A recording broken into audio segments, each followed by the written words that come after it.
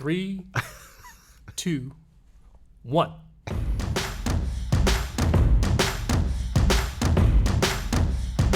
Chiefs at Raiders. It's one of the NFL's top rivalries, and it's especially fun when the game is played at the Oakland Alameda County Coliseum, as it will be on Sunday for the last time.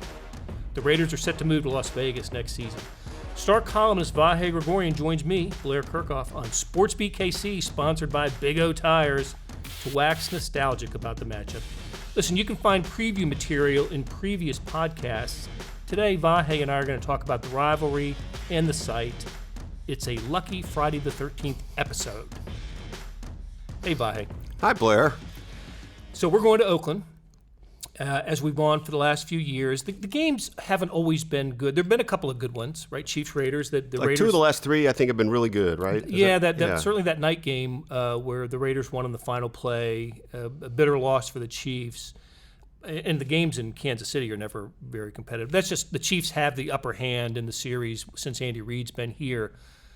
But we talk about and joke about, going to Oakland and sitting in that dump of a stadium, what used to be the Oko.com or all the sponsor names that it's had. I love that in the final year, it's back to the Oakland Alameda County Coliseum.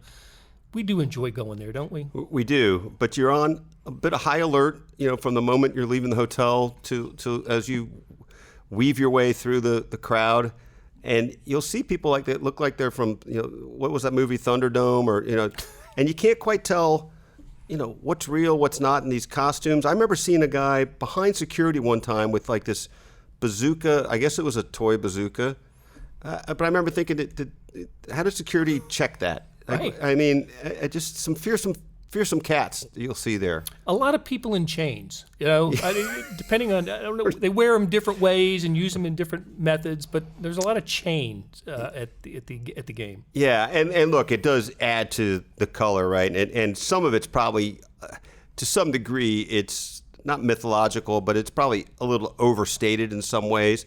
But I think we were joking about this, the idea of, say, a simulated story with somebody wearing red, taking them through the day in Oakland Sunday. And I don't know that they'd have a good or bad experience. It's a coin toss. I certainly have known Chiefs fans to be there and seen some sitting among Raiders, but they're not probably sitting in the black hole itself. Correct.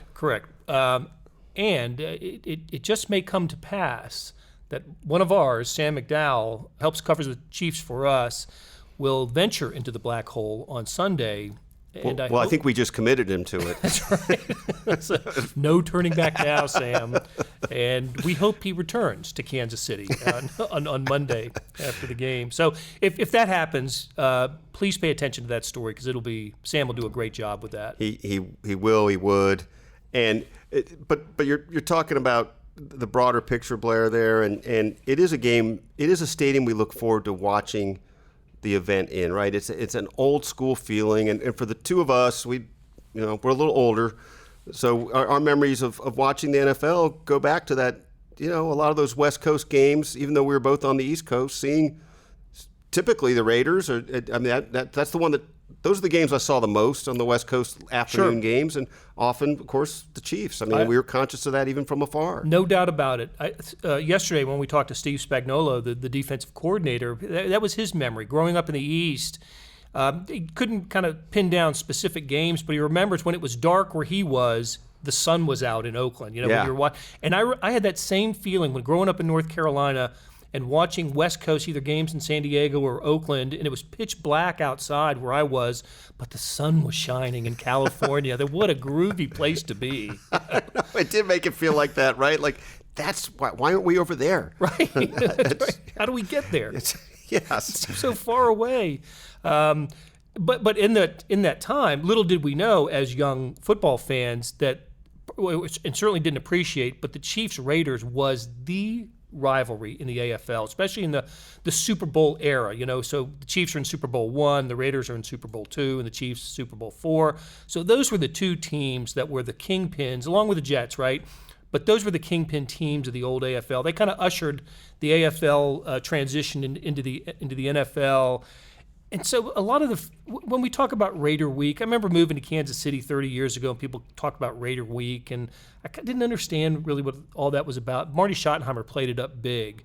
But there is something, even when the teams aren't good at the same time, which they haven't been for a long time, there's still kind of a special feeling about this game. There is, and you do wonder when you just change the name to Las Vegas next year, how much that will be lost. We'll see that then, but there's something just built in about it that, I'm really a newcomer, just 7th year here. You're semi-newcomer in only your 31st year here, right? I mean, but you understand, you can feel that it's ingrained, and you do love it. I mean, it really is an attraction of the sport, and I don't think you can mess up hyping it up if you're a coach. I mean, you roll with it, right? As we've heard this week from Chiefs coaches who may not have grown up in the Chiefs-Raiders rivalry, and none of them have really. None of them are longtime Chiefs. But Eric Bieniemy spoke to it. I loved what Eric Bieniemy said this week about not just Chiefs-Raiders, but just the whole AFC West. And let's hear from Eric Bieniemy right now. I don't think it'll be different because they will always be the Raiders. But I will say this, it'll be different because it'll be in a different location, because they're outside of California. And Silver and Black brings a type of swag to the state of California. And I know when they were down in L.A., it brought a type of swag in the L.A. area. And I know Oakland have had that swag for years, just the history and success that they had with the number of players over the course of the time that they've been there. But yes, just being a fan of football, I'm a little disappointed that they're leaving, but I do understand this, that the rivalry still will continue, whether they're in Las Vegas, South Dakota, it does not matter. This is the old school AFC West. You knuckle up and you play ball. Did you like the Raiders when you were a kid growing up out there? Is that a team that you liked and followed? I will say this, being in the AFC West and growing up, I'm not going to say what I wanted to say. But I was a Cliff Branch fan. Who wasn't a Ken Stabler fan? Marcus Allen. I grew up watching Marcus Allen play. So I've always been a Raider fan until I got drafted in the league and I played with the San Diego Chargers, and then you learn to dislike the Raiders. So what you're going to say is you didn't like the Chiefs, man. I will say this. I had a great deal of fun playing in the AFC West. And it's good to be in this division because there's a lot of history between all of these teams, and that's what makes it fun. So that was Eric Bieniemy, the Chiefs' offensive coordinator. That was pretty cool when he said that on Thursday. He was, I thought, quite animated today on this topic in particular. A few different aspects of AFC West, Chiefs, his time in San Diego, the dirt, playing on dirt, things like that. So let's transition to dirt. So we have the dirt on Oakland, Kansas City. Literally, they are going to play on the infield because the Oakland A's season is not over.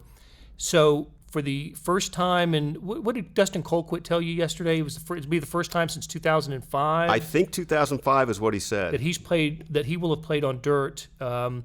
And we know this week that the Chiefs kicker Harrison Butker went across the parking lot to Kauffman Stadium to practice kicking on the infield there. What direction did he? Was he kicking toward the foul pole? I thought I understood him to say between first base and the foul pole, and that they did everything from onside kicks to kickoffs, the field goals to just snaps on there.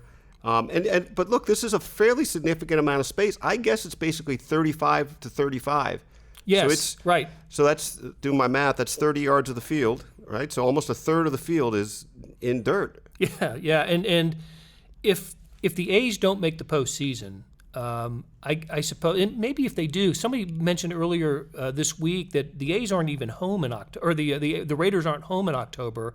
So this very well will be the final NFL game ever played in a multi-purpose stadium, one where a baseball and football team share the stadium. So, I hadn't thought of it that particular way. Yeah, the very last, because nobody else in the NFL does it, or in baseball, do they share a stadium. Yeah.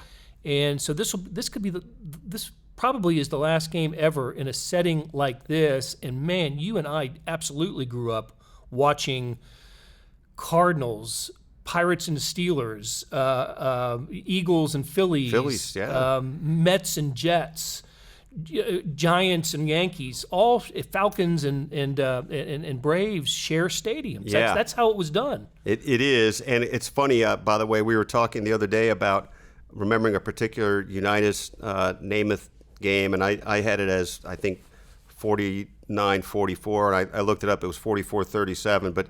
But the thing that in our mind's eyes defined the game was all these passes being thrown from the middle of the dirt.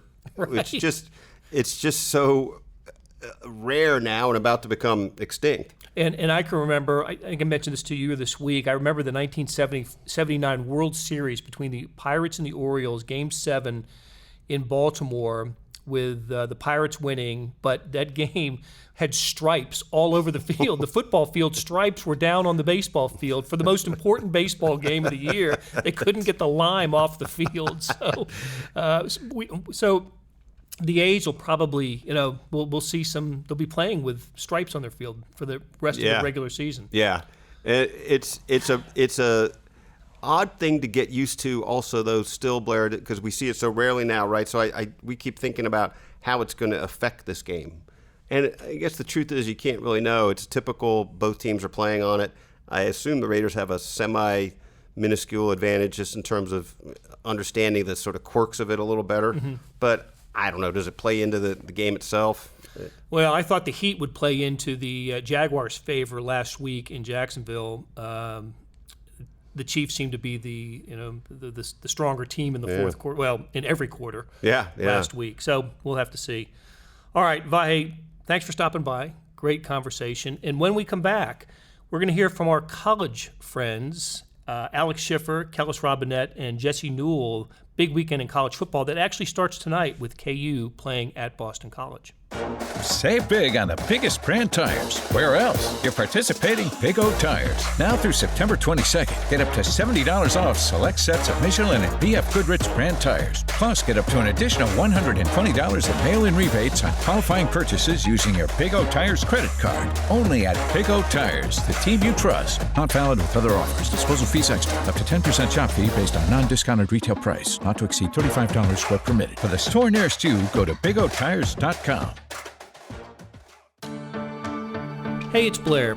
Hey, we have a special subscription offer for SportsBeat KC listeners, unlimited digital access to the Kansas City Star's award-winning sports coverage. Sign up now for 1 year of Sports Pass for access to all the sports news, features, and columns we have to offer. And it's only $30. That's a 40% savings off our regular rate. For your convenience, your subscription will automatically renew after the initial term at $50 unless you tell us to cancel. A lot of subscription services won't tell you that. They'll just sneak it on there. We just told you. Your subscription helps support the sports coverage of kansascity.com and the Kansas City Star. Please visit kansascity.com/SportsBeatKC offer to get this special offer. And as always, thanks for listening. Jesse Newell, who covers the Jayhawks for the Kansas City Star and the Wichita Eagle. We always say that about Kellis Robinett, who covers Kansas State for the Eagle and the Star. But you do the same thing, Jesse. The McClatchy Kansas City, the McClatchy Kansas Jayhawks beat writer. It's good to see you again. It's great to have you in the studio. Yes, one of the rare studio appearances, face to face, for Jesse Newell. So it's on the occasion of Kansas' 12-7 loss to Coastal Carolina that we chat. And I guess what I want to know, Jesse, is this how big of a setback for the program is a loss like this? I was thinking that, with Les Miles, he had built up a lot of goodwill over the 10 months, since he was hired until through the first week, even though it was an escape act to beat Indiana State, something of an escape act, left with good feelings. And I thought that maybe they had made enough mistakes in that Indiana State game that they could correct them and apply them to Coastal Carolina. Did not happen. And so what's the level of disappointment, and is this a setback for KU? I think you put it well, Blair. I think KU is in a unique circumstance with its football team, which is they are going to be favored in 2 games every season. Basically, and especially for this season, Indiana State at home, Coastal Carolina at home. And I don't mean to put off the other games or say they're not important or that they don't matter, but the fact of the matter is if KU plays its B game against Oklahoma, it loses. If it plays its B game against Texas, it loses. If it plays its B game against Indiana State and Coastal Carolina, it wins both of those games. And we know that you're judged based off of your final record. And for Kansas, you only get so many games where you're going to be projected as a favorite and you have an opportunity to make the market that you talked about, Blair, which is to continue these good vibes that came with Les Miles, because he has done good things in recruiting. He has gotten guys to sign up for the program to be a part of a long-term rebuild. And to lose this game, to kind of have doubt creep in and to not take advantage of the opportunity that's in front of you, it can be a major blow. Now, Kansas has 10 weeks, and with all of those, maybe they've got a 25% chance to beat West Virginia and a 15% chance to beat K-State, and you add all those up, and maybe you can get one more victory for them somewhere at some point in the season, even if you can't pick out that specific game. But as you mentioned, I think the biggest thing was they had built up so many good vibes in the offseason. This potentially could bring that somewhat to a halt, where maybe recruits out there will be like, hey, dude, is this what I want to sign up for? Or opposing coaches that want some of KU's players say, now, wait a minute, you want to be a receiver for Kansas, and they're not even putting 2 receivers on the field most of the time?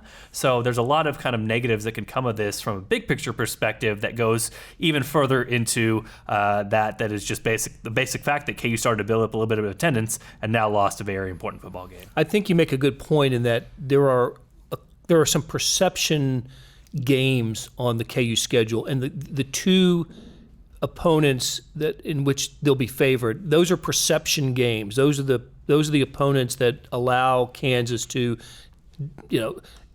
we talk about this with a lot of college football teams. Just take care of business this week. Take care. If you're a big favorite, you're taking care of business.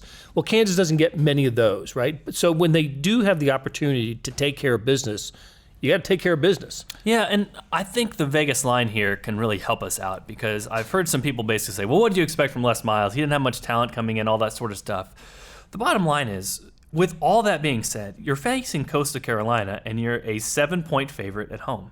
So even knowing all that, the standard there is that, like you talked about, you come out, you play a good game, you have a good game plan, you are prepared enough to defeat a team that, in all honesty, is further behind than you are, especially when you're playing them at home. And Coastal Carolina came in, they had lost their last 5 games. They're a team that had never beaten a Power 5 program, whether at home or on the road. I mean, this is not the late 80s 49ers walking into Booth Memorial Stadium. This is a team in the Sun Belt that, if you perform well enough, you should be able to beat. So, like I said, I mean, the standards at Kansas are so low already. I mean, it's not like people were going to be like, bowl game or bust for the Jayhawks. If KU would have won its first 2 games and lost its last 10, some people would have been disappointed, but it's very difficult at the end of the year to say 2-10 and be like, well, that was a really lost season. If KU could have won the first 2 and then snuck out another win somewhere and had 3 wins, I think a lot of fans would have been very happy with that, encouraged going into next season. But this is just such a big opportunity, and I've said it all along. If Kansas could pick 2 games or 2 weeks to play its best football, it should be week 1 and week 2, because then you just guarantee yourself 2 wins, and from the rest on, you just kind of getting gravy, and everything is cherry on top of the cake. But the fact of the matter is, KU doesn't ever seem to do this. They haven't gone to 2-0 since 2011, and that continues this year because they could not take care of business against a team that they probably should have beaten. Maybe most discouraging about that outcome was just what appeared to be disorganization on the offensive side at the most critical juncture of the game, for Kansas to have to call timeouts on twice on the same play to get in the play that it wants, and then ran the play that it did. I think, correct me if I'm wrong, but did that occur after the missed field goal? Or I'm trying to think. Kansas got a break with a short missed field goal by Coastal Carolina in the fourth quarter.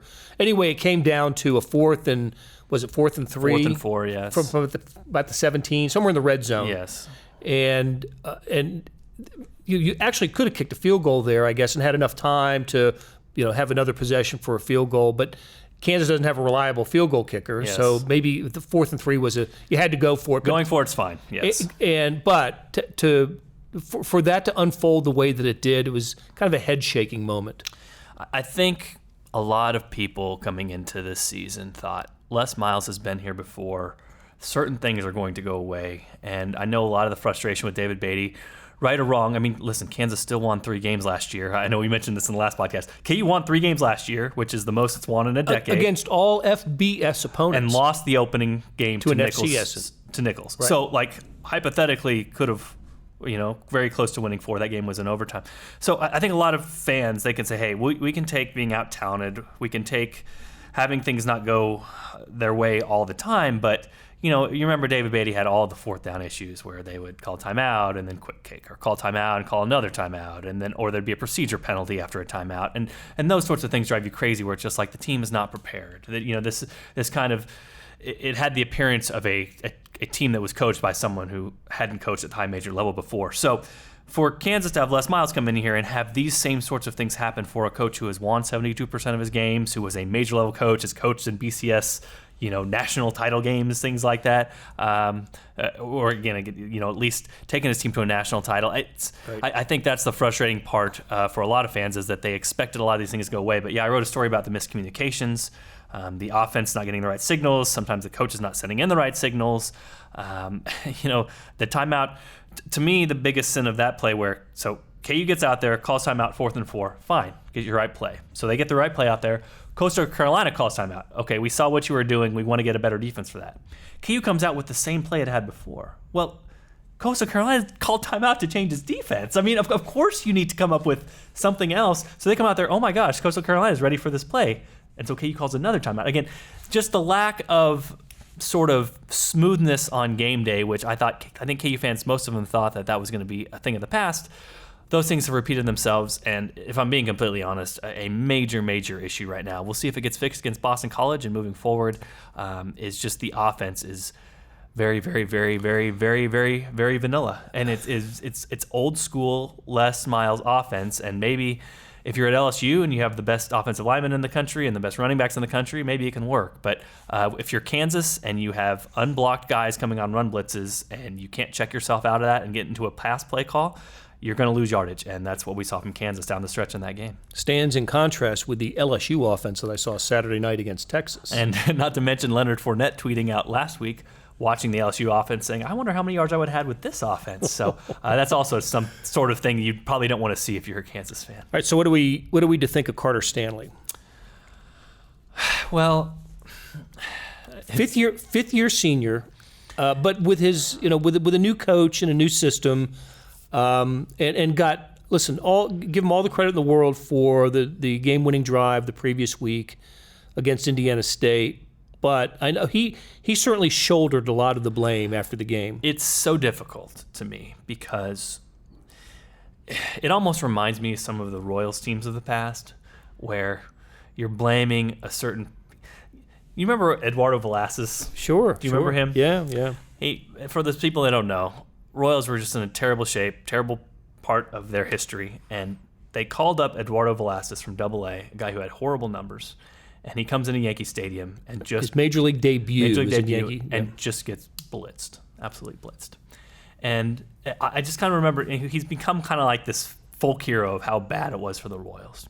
But it's almost like, you're criticizing the Royals, but is it Eduardo Velazquez's fault? Like, he probably knew he wasn't ready for the majors. He probably knew that he shouldn't be pitching at Yankee Stadium the next day. But what do you want Eduardo Velazquez to do? And you talked about it, Blair.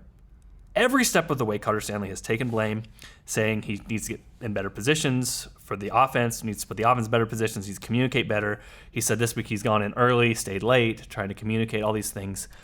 And he is who he is. Like, there's a reason that KU got him late in the process and only UConn was available. I mean, he doesn't have the best arm strength, and I don't think anybody by now really questions that. And he has turned it over. He's made some bad decisions, and KU has 5 giveaways in the first 2 games. They had 11 all of last year. Having said that, I honestly don't think he's getting much help. And when we talk to him about certain plays in the game where other teams are bringing run blitzes and KU just continues to run the ball up the middle, he's said to us, and he's being honest, is that he doesn't have a way to get him out of it. He's not allowed to audible. He's not allowed to get them in a play that will be more successful. So, and not to mention the fact that, trust me, if Thomas McVitie was who they thought he was coming in, he would be the starting quarterback right now, because obviously Carter Stanley thing is it's not working out great for Kansas, and yet they're not going to Thomas.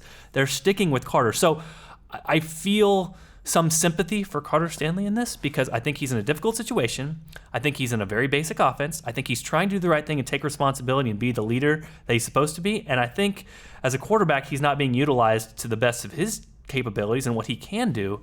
And yet he's still going out there, and he's still taking the football, and he's still trying to be the face of the program and trying to keep the team together when obviously it could be separated out here, and that could happen very soon. So it's difficult. Like, again, personally, I like Carter Stanley. He's a very, very nice kid. He is a person who will take a responsibility. He will give you good answers. He will be detailed about it. He will not shun his responsibility. After the Coastal Carolina game, he came out of the locker room and was almost in tears with us because he felt so bad. And so that doesn't mean that he has performed great. It doesn't mean he's been a good quarterback for Kansas. I'm not saying that at all. I'm just saying it's sort of difficult at this point to kind of parse out what is all his responsibility and what is not. And like one of his interceptions, the receiver's in the wrong spot, and that's because there's a miscommunication. That's because of the whole offense not being good. So a lot of things have been bad on his part, and a lot of things have been bad on the offense's part, and a lot of things have been bad on the coach's part. So it's difficult for me to throw too much blame on Carter Stanley. It seems like he's a person, kind of like Eduardo, that's been put in a tough situation and is trying his best to make the way out of it. What do Kansas fans need to see Friday night at Boston College, and what is what can only be described now as a potential mismatch? Yeah, that spread now is 21.5 points. It's going to be a Friday night game, and Boston College has rolled its first two opponents. Including rolled Richmond last week and then beat Virginia Tech. And then the first week, another former KU quarterback, Ryan Willis, in the opener. And so that's kind of an interesting side note. But run-heavy team, Boston College, and to be completely honest, for Kansas, because they're not going to be favorites in this game, this is the potential where maybe being run-heavy and burning some clock and limiting possessions, this and the rest of the other 9 games of the season could benefit KU. So the last game, the Jayhawks gave away 2 turnovers and got none back. So, hey, there's an easy start. Which was a mark of last year's team. Yeah, and studies would show us that's more a fluky thing than anything. But Kansas deserves credit. Again, you have to catch the football when it's thrown to you. They did. You have to recover the fumble when it is. But that was not a thing I probably thought they could continue over this year. But Peyton Bender, for all the people that did not like him, that was one thing he did very well, is he took care of the football. KU punted a lot, but they punted a lot because they didn't turn it over a lot. You know what I mean? So he was very ball secure with KU's offense, and KU did not hurt itself. So I think it starts there, and then it starts with communication issues and not having these breakdowns that just cause these huge game-changing plays for Kansas. And again, you don't want to overreact to 1 week. I don't think in 5 days' time you can reinvent your offense. You can redo a lot of things. Maybe you can tweak here or there or put in certain parts of the playbook you haven't yet. But for Kansas fans, I think you're looking just for a better product, less miscommunication. You maybe grab a couple turnovers, you play more sound yourself, and all of a sudden you look up in the fourth quarter and you're down 7. And you got yourself a shot and you have a low possession game. Maybe Puka breaks a run and something crazy happens. But as we know in college football, it's a week-to-week thing, and you don't want to overreact to 1 week. So Kansas is likely not as bad as it showed against Coastal Carolina, but it sure has to be a whole lot better if it wants to win another game the rest of this season. All right, good stuff, Jesse. Thanks for stopping by, and we will talk to you again soon. Sounds good, Blair.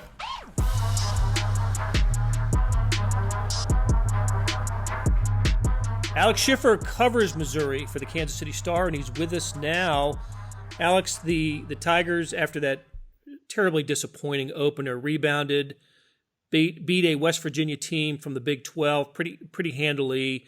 Bottom line, that game for us. I think we all expected Missouri to win, but if it had been closer than that, there probably would have been some concern. But maybe the concerns after the Wyoming game were alleviated just a little bit. Yeah, I thought I thought it was a little bit of a tale of two halves. Missouri went up 31-0 at halftime against West Virginia, only scored a touchdown the rest of the game and kind of took their foot off the gas. But I thought the story, and I just had a story drop on this on the Kansas City Star website, was Kelly Bryant in the second quarter. I mean, Missouri had 3 touchdowns thanks to him, and a lot of those were generated off of turnovers. Missouri had 3 interceptions against West Virginia. They could have had a lot more with the way Austin Kendall's passes were getting tipped and just kind of dying in the air. I thought he was phenomenal at avoiding tackles. I mean, he kept a lot of plays alive for Missouri. he found guys downfield, and the story kind of just talks about how they've had to adjust to that under Kelly Bryant. Drew Lock preferred to stay in the pocket. He wasn't really a guy that you saw do Patrick Mahomes where the pocket collapse and he does something ridiculous. Drew's arm strength was kind of the way the offense was tailored. I thought he really showed out in the second quarter, and the defense had 3 interceptions, 1 return for a pick 6. Nick Bolton had a strong game after struggling at Wyoming. So, no, I thought that this was very encouraging. And, a side note, I thought Dana Holgorsen, who I thought was kind of crazy for going from the Big 12 to Houston in the American, he looked like he got out of town just in time. That West Virginia team was not good in any category, really. Yeah, there's a talent dip at West Virginia right now for sure. They had a lot of transfers after last season, players that were eligible to come back but decided not to come back to West Virginia. So there are going to be some growing pains for the Mountaineers, who will see Kansas and Kansas State later this season.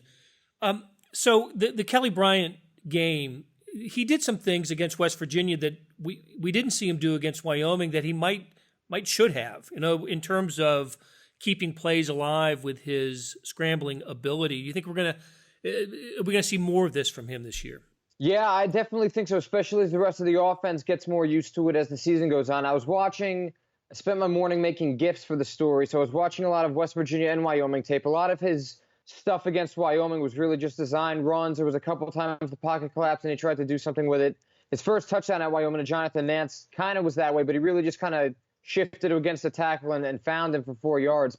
No, I thought, a couple plays that were really eye-popping. The 19-yard completion he had or 18 yards to Daniel Parker.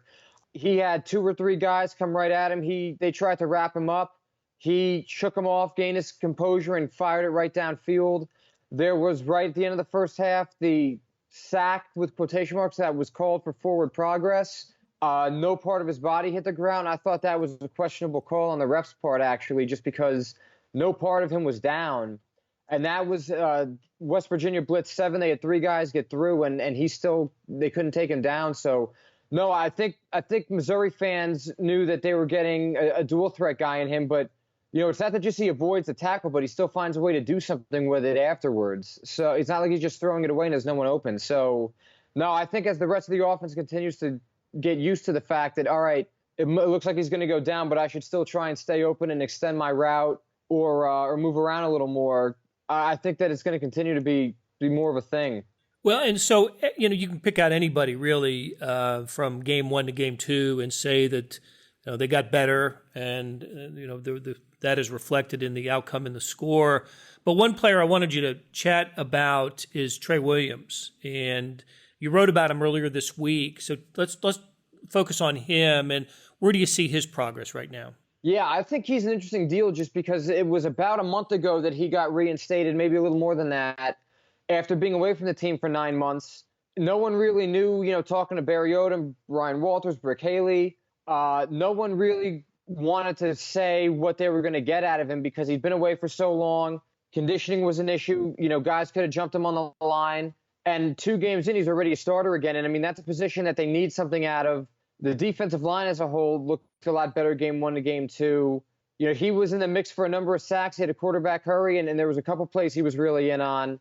And it seems like that Brick Haley, Missouri's defensive line coach, is comfortable saying that he is in game shape, but maybe not necessarily in season shape still. And Missouri's missing Trajan Jeffcoat still with the sprained elbow. They think he'll be able to go against South Carolina. Akil Byers could always move back outside. So I think Trey's an interesting case because he's back in the mix now. But if they struggle again, that can easily be rotated around or kind of flipped over to see who else they can get something out of. Right. So you mentioned the turnovers. I want to stay on the defense here. Did I read this right? 3 sacks and 13 total tackles for loss against the Mountaineers? Yes, the last time they had that many, Missouri had 15 tackles for loss in Barry Odom's lone season as offensive coordinator in 2015. Okay, well, before we get all positive on the Tigers, I was struck by the penalties. 10 for 100 yards. That's got to be something that the Tigers have to clean up when SEC play starts. Yeah, they had some killer penalties as well in Wyoming. And, Barry Odom said after Wyoming that some of those were on the coaching staff. They tried to change a formation based on a look, and it just didn't work out. And by the time they got the message across, the ball was already about to be snapped, and they screwed up on that part. But no, they've had and it's not like you can just kind of point to one thing like a false start or, hands to the face, or they've kind of checked all the different boxes as to what they've had penalties on. So neutral zone infraction, offsides. There might have been a face mask in there somewhere. Maybe the silver lining with this is that there hasn't been a targeting call yet, because Missouri's gotten a couple of those in bad times when it takes one of the best players off the field. So yeah, it's the second straight week they've had some alarming penalties, and they got to get that figured out. Well, it seems like a good weekend to clean up some of the messes with Southeastern Missouri coming into Columbia. SEMO, a FCS program that's coming off a loss. They lost by 3 touchdowns to Montana State last week. We're not going to spend much time talking about this game. This is an opponent that Missouri should roll. It's a money game for SEMO, where they get about $500,000 or so, $400,000 or $500,000 for coming in, which is kind of standard for this type of game. And Missouri, one thing I do like is that Missouri, for the second straight year, is keeping the opponent and the money in the state of Missouri. It was Missouri State last year. Of course, that was a crazy game in the opener, but now it's SEMO this season. And I like the idea of playing opponents that are in your state and keeping that guaranteed money in there. What should we know about SEMO? And obviously this is a game where the reserve should get plenty of playing time in the second half. Yeah, exact dollar figure Missouri's paying SEMO was $425,000, so you were pretty close. They were 9-4 last year. They went to the FCS playoffs and got knocked out by I think Weber State. I think. Yes, which is a pretty good FCS team, and yeah, this is a coaching staff Barry Odom is very familiar with. It seems like there's a lot of friendship between Barry and I'm going to screw up the guy's last name. It's like Tom Matukowicz, I think it is. The SEMO head coach. They visited each other when they were when Barry was at Memphis, with SEMO being kind of close to Memphis.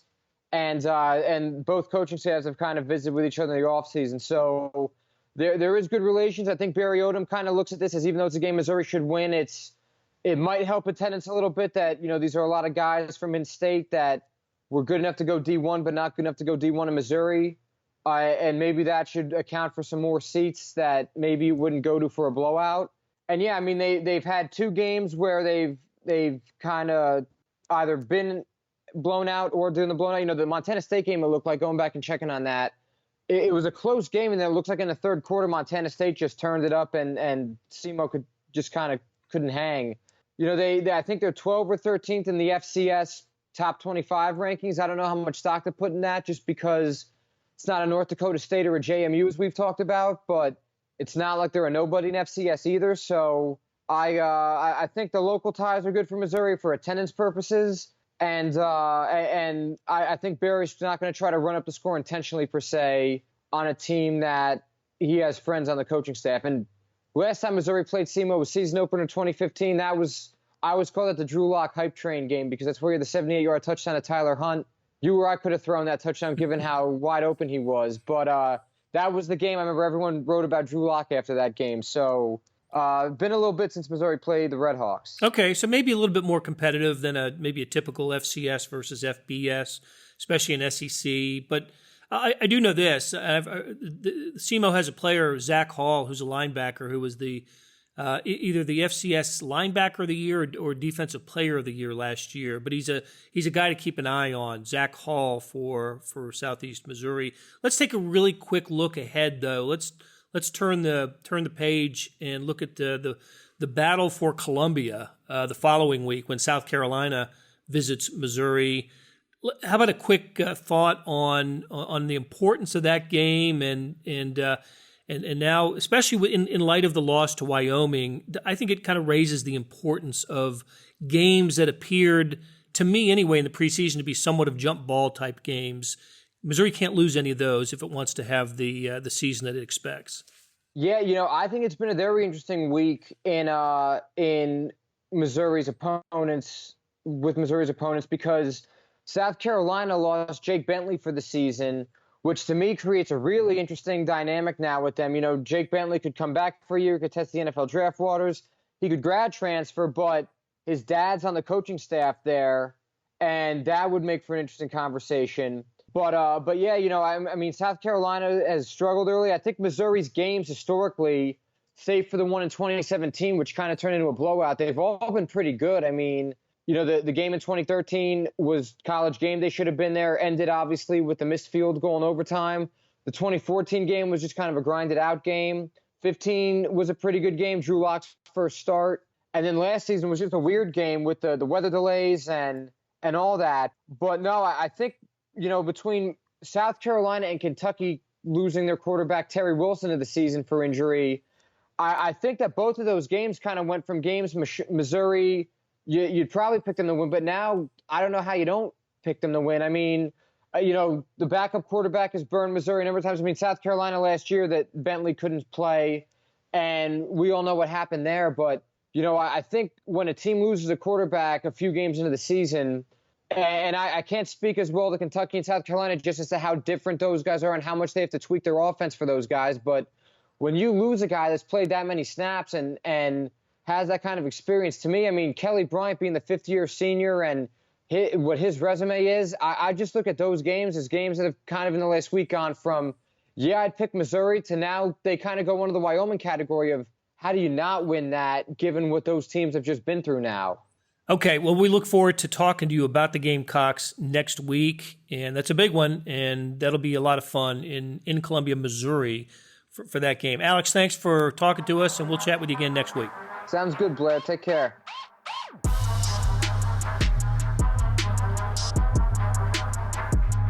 Kellis Robinett, who covers Kansas State for the Kansas City Star and Wichita Eagle, joins us, and he's got a big game this weekend as the Wildcats visit Mississippi State in Starkville, going to play an SEC team, a team that beat them pretty good last year in Manhattan.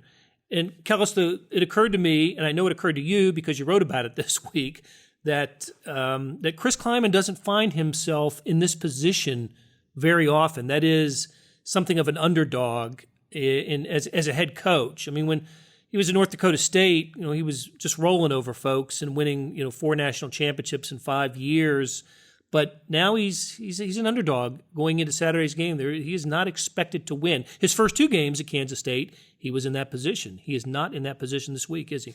No, he's gone from a 23-point favorite to a 25-point favorite. It's now a 7.5-point underdog. So a big switch for him. I went back and looked. I can't say for absolute certainty when the last time he was an underdog, but the 2 games I circled were either 2 or 3 years ago in the FCS championship game. He played James Madison when North Dakota State was the 2 seed and James Madison was the 1 seed. So it's possible they entered that game as a very small underdog. And the only other game I could say for sure they were not favored to win was when they beat Iowa when he was at North Dakota State. They had to have been an underdog in that game, but they went in and won 23-21. So it doesn't happen very often. His teams were normally picked to win the entire championship in FCS when he was at North Dakota State. So this will be a different kind of thing for him. I think he's on a 23-game winning streak right now overall. That's amazing. I hadn't thought about that. But, yeah, they were undefeated last year and won the championship the year before that, right, at North Dakota State. They did. And he's off to a 2-0 start here. So he doesn't know what it's like to face the media, at least the Kansas State media, to describe and chat about a loss. That maybe that won't happen. For that not to happen, what's going to be important for Kansas State at Mississippi State this week? What have you seen from the Wildcats in the first 2 weeks that you think can translate well into an effort this weekend? Well, you got to love their third down conversion rate. I mean, they've been unbelievable at avoiding punts. They didn't have a single one in game 1, and they didn't bring Devin Anctil on the field until the game was well in hand in game 2 when their walk-ons were on the field. So they've done a great job of picking up yardage on first and second down and getting into that third and manageable and then picking it up. And that's churned out a lot of possession time for them, and it's helped everything. It's worn down the opposing team. It's rested their defense. I don't know that they can stay on the field for 40 minutes in this game like they have in the first two, but if they can win the time of possession and have it at about 35, I think that'll really help them. Because the longer they're on the field, the less time that Kylan Hill and that offense are on the field. And I think as long as they can move the chains and get above 21 points and slow down Kylan Hill as best they can, I think they'll have a shot here. I agree. I know on Wednesday when we talked, I mentioned that this game could be the Isaiah Zuber Bowl, and it really could be, right? I mean, he, of all the teams for Kansas State's leading receiver from last season to transfer to, he ends up in Starkville, and it got me thinking, in the NFL on cut day, when the rosters go from 90 to 53, sometimes some of those cut players end up on the opponent, the opening game opponent roster. That happened this year with Chase Linton, the Chiefs quarterback, was picked up by the Jacksonville Jaguars, and part of that is basically to quiz him and to get a lot of intel from him. I don't think that was the case with Isaiah Zuber, but he certainly is in a position to help scout, at least the players, if not the system, because there's a new coach at Kansas State. Right, he is. I think his presence there gives him a little bit of an advantage just because he, like you said, he can help out with personnel. And so many of Kansas State's wide receivers are unproven. Really, other than Dalton Schoen, there's not a whole lot of tape on other guys like Malik Knowles and Joaquin Gill and Sebastian Taylor and Landry Weber. So if you wanted to find somebody who could tell you how to defend those players and what they can do, Isaiah Zuber would be a great person to chat with about it because he's been around them for a long time. But it's the new reality in college football. It's kind of crazy. Kansas State will see Zuber this week. They'll see Alex Delton later this year against TCU. He may or not be starting at that point, but with all the transfers and the relaxed rules there, I think you're going to see this more and more. I don't know, like you said, if there will be teams just picking off players just for their knowledge in those games. But Kansas State kind of is fortunate this time around because they did switch coaching staff, so it's not like Isaiah Zuber can be over there and just pointing out the signals and saying they're running this play, they're running that play. It won't be that kind of an advantage, but it will make things interesting, no doubt. All right, so I think you felt pretty confident in the Wildcats in their first two games. How do you think this one's going to unfold? Give me a final score. Oh, man, you're putting me on the spot here. I haven't totally made up my mind, so don't... Okay. Well, you only got a few hours before you got to turn in the final story here for... Yeah, I mean, I'm thinking I'll probably go with Mississippi State, something like 24-21, just because it is at home. They'll have the Cowbells there. Their defense... Their defense is just better than anything Kansas State has seen this far. They lead the country in consecutive games in which they've allowed 30 points or less. Nobody scored more than 28 against them going back more than a season and a half. So as good as Kansas State's offense has looked, I just don't know if I trust them to go on the road and break that and score the 30 points it's going to take to win. But I'm thinking about it. They've looked so good the first 2 weeks. I might change my mind and pick them to win narrowly. But right now I'm thinking probably Mississippi State close just because of home field advantage. And I think they've got a little bit more stability in what they do because they've got a second-year coach instead of a first-year coach. Okay, sounds good, Kellis. It's on ESPN on 11 o'clock, right? Central Time kick? Yep, 11 a.m. right after College game day. It should be a good morning. Which is going to be in Ames, Iowa, by the way. How crazy is that for Iowa State? They could easily have been at Starkville for K-State, Mississippi State. I think it's certainly one of the marquee games in the country this weekend. All right, Kellis, thanks for stopping by, and we'll talk to you again next week. All right, sounds good, Blair.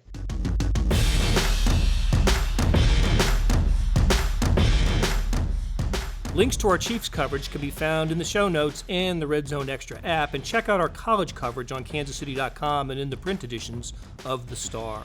Thanks to Kathy Liu and Leah Pissarra for producing today's show, and happy International Programmers Day to Leah.